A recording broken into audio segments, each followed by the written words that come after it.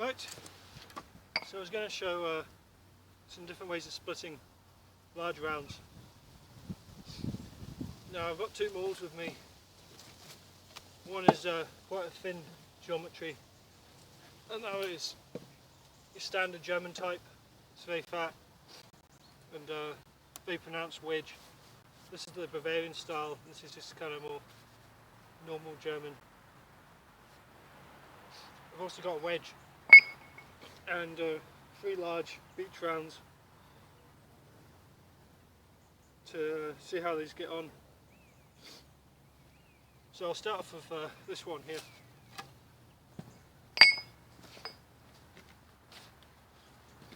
So the common mistake people try and make is trying to split down the middle with an axe or maul.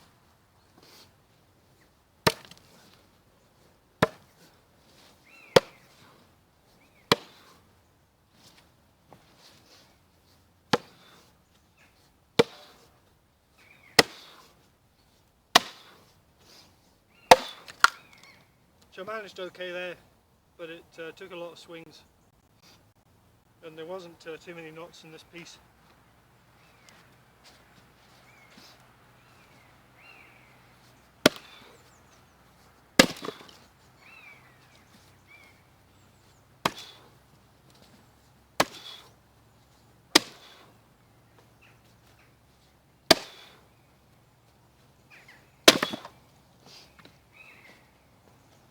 But can you notice how this maul's bouncing a little bit? It doesn't stick, but you're losing energy when it bounces.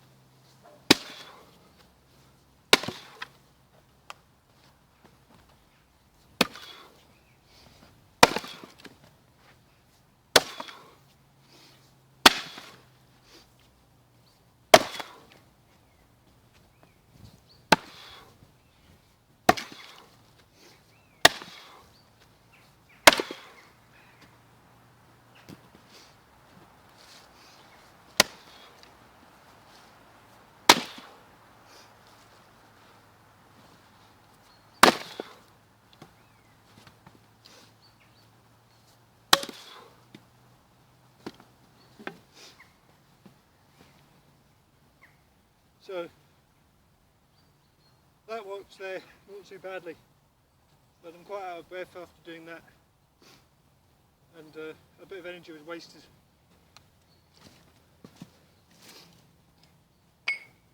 Now the thinner axe, what sometimes it's better to do, is rather than trying to go down the middle, is take slabs off.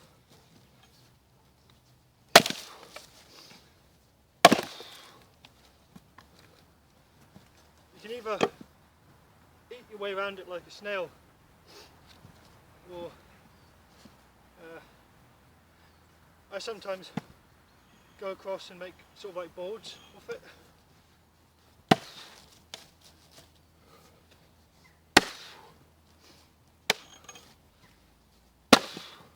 So like that.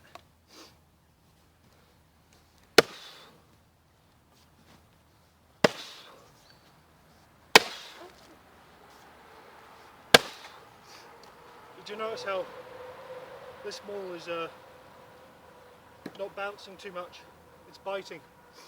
And once it gets in that little bit, the wood splits. This is beech, so very hard wood, but it's also brittle when splitting. With some of the softer woods, what can happen is this axe can bury itself really deep. It bites too much, and the wood can bend out of the way and kind of absorb the impact. And what you'll find happens is the axe sticks very hard and goes deep, but because the wood's bending out of the way, it's not wanting to split. That's when you need more wedge. So this is one of my favourite softwood splitting axes. In the catalogue they say this is a good softwood splitting axe, but I don't actually think so. I don't know where we got that idea from.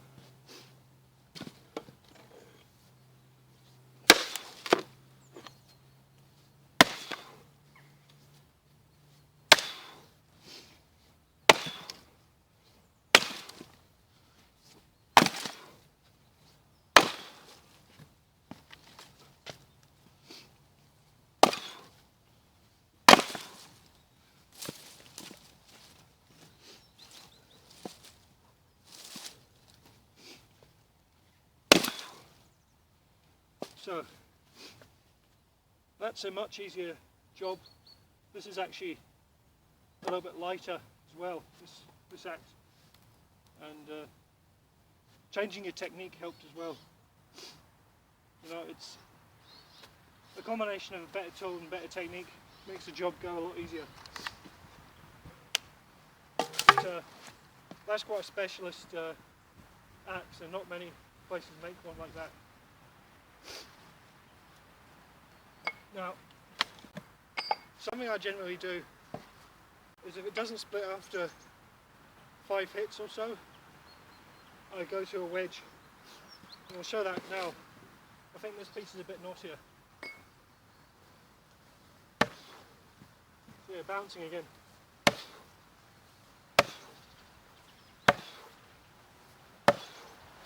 Oh, this is something else I want to mention. I see guys like Wranglestar, I don't think they have much of a clue how to split really. And what they'll do is they'll hit on the edge like this and just keep hitting that same spot over and over again. What you do is you start off on the edge and work your way across in a line, making a line of cuts on the same point. You join them together, and that gets a crack forming much easier.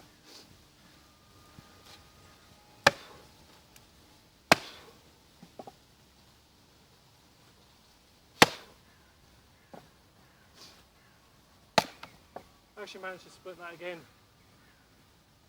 Got carried away there, but you can see it again. Very many hits. Okay, I think I'll split this bit here as a demonstration for the wedge. And all I've done is taken a few slabs off that, and you can see quite twisted grain. Got a big knot here, and some more smaller ones around it.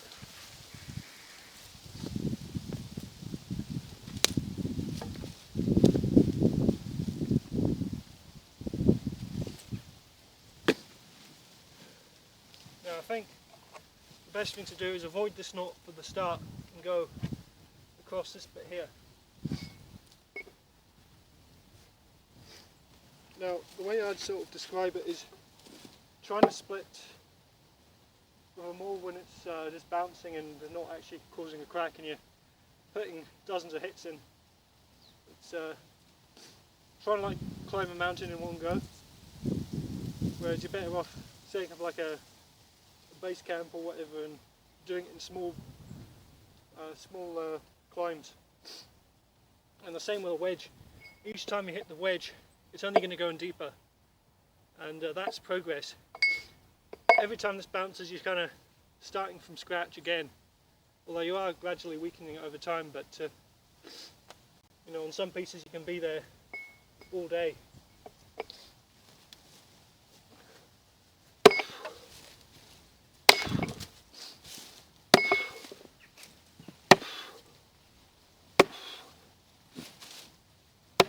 No chance with that.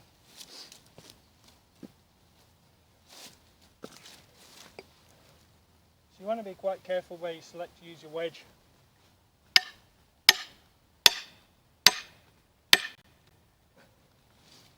So it helps when you place it in the already weak point or area where the wood will split.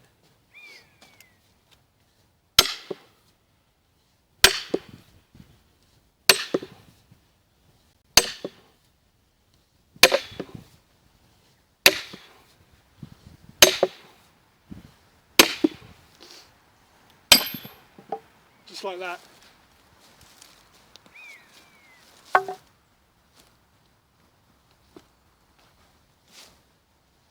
can see that's got some quite twisted grain in it.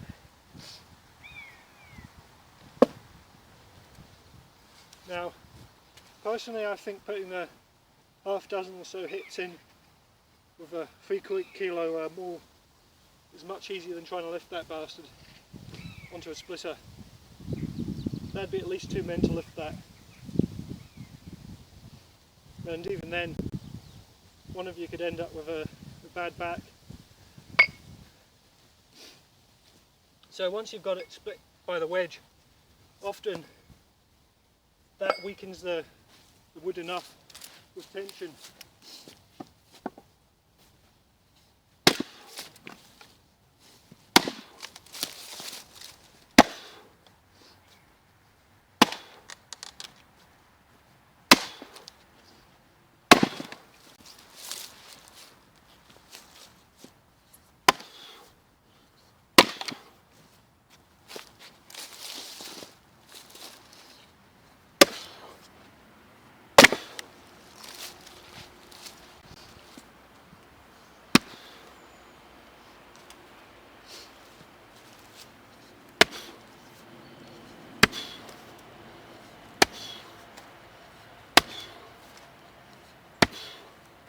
Still this fun not to deal with though, so I'm going to try going down the middle.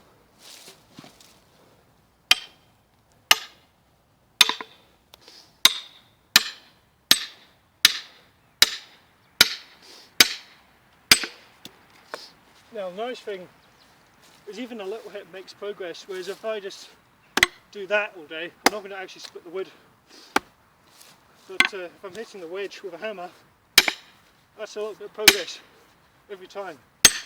But sometimes I use a 14-pound sledgehammer, and that makes really powerful hits that drives the wedge quickly.